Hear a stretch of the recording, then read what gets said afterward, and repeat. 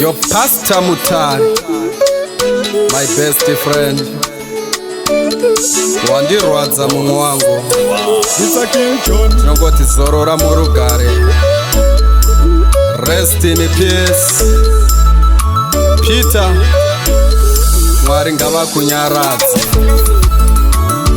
Zorora, zorora,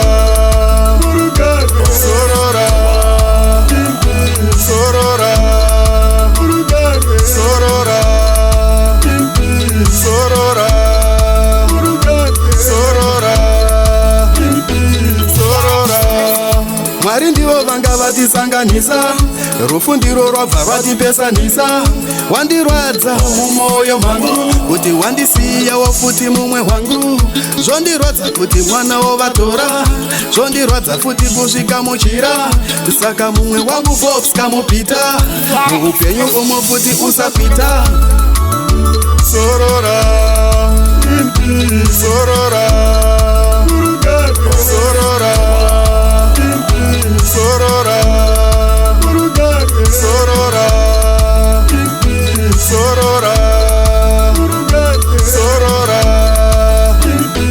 zorora. Pastor ayenda arwadza vakawanda, atisiya pastor arwadza nemarasta, atisiya pastor ayenda zviri fasta. Pastor ayenda zvinorwadza. Zorora, zorora, zorora, zorora, zorora, zorora, zorora, zorora.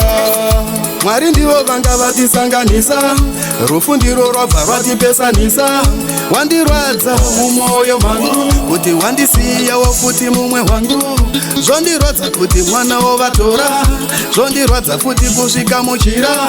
Saka mumwe wangu Fox kamupita, muupenyu umo futi usapita.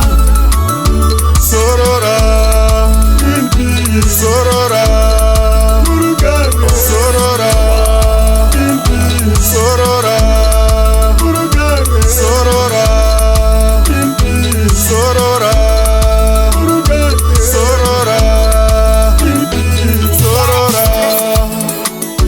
Pastor ayenda arwadza vakawanda, atisiya pastor arwadza nemarasta, atisiya pastor ayenda zviri fasta. Pastor ayenda zvinorwadza.